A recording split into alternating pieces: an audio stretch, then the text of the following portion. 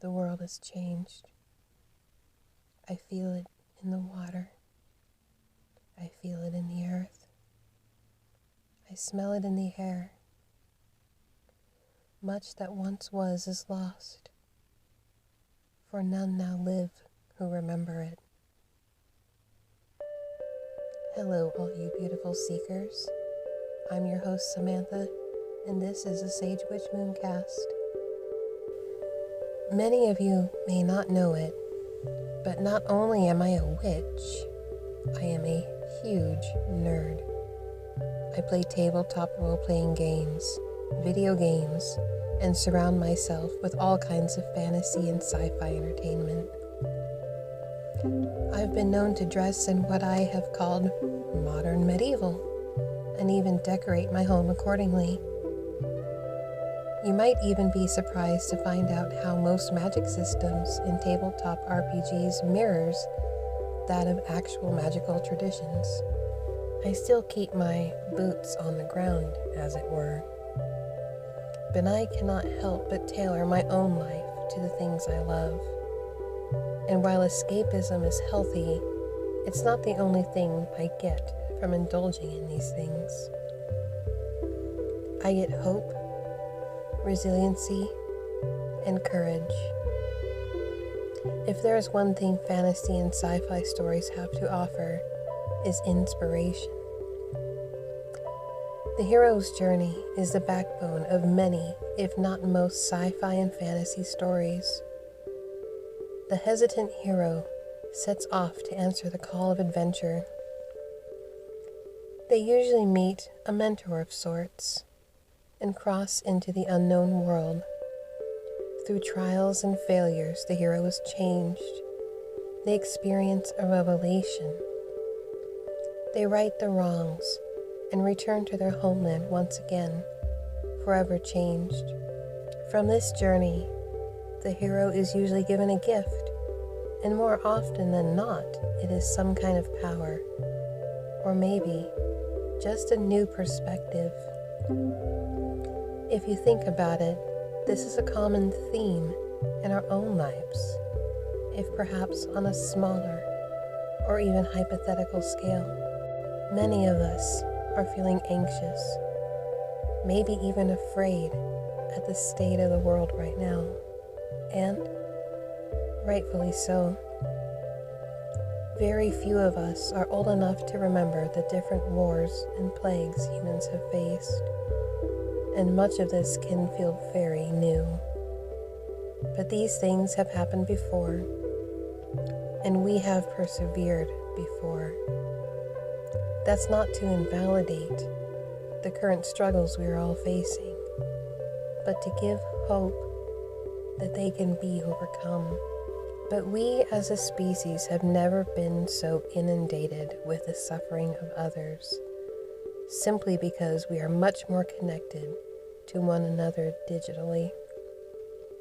We see so many travesties each day, so many injustices, both at home and abroad, and we can't help but feel helpless.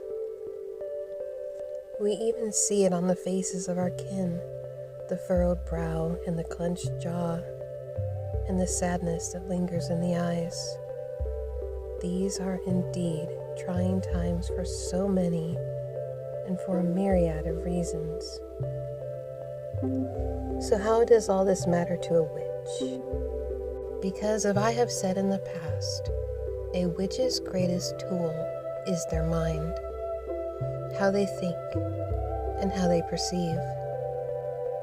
If we perceive nothing but sadness and pain, we will react accordingly. Fearfulness, while helpful at keeping us from danger, also weakens our power. We will sow the seeds of suffering and fear in our hearts if we do not understand this.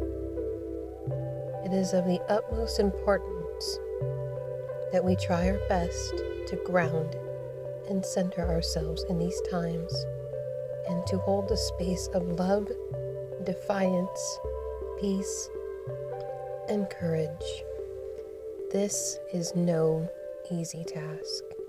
and even I myself am not always successful. I recently received a message from a friend about how they wish to connect more to themselves as well as calm their anxiety. The universe is strange, but will often lead us in the direction we need to go if only we listen. Thus birthed this particular podcast. So today, I would like to share with you what I suggested to them. The first thing, as cliche as it might sound, is to breathe. But not just breathe, but breathe intentionally. Many of our minds are fixated on the future or remembering the past. It can be hard for us to focus on the present moment. The first breath I use is the 4-7-8 breath. This breathing technique is inspired by pranayama breathing. Prana meaning life force energy, and yama control or mastery of, and is commonly used in yoga. I simply breathe in for a count of 4, hold for 7, and release for 8. When we are stressed or anxious, our breathing becomes quickened and shallow. But taking a moment to breathe in this fashion, you are giving your body a much needed oxygen boost and calming yourself in the process.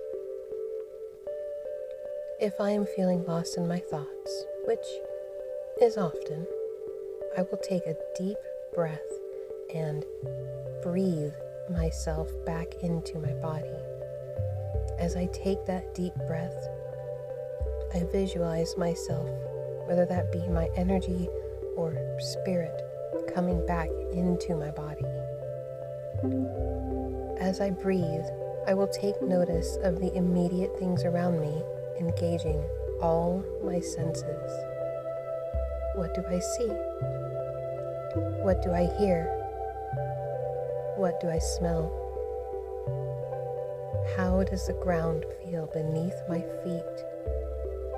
I give my brain this information, and it helps me to recenter myself in the present moment. Stay there if you can, if only for a moment.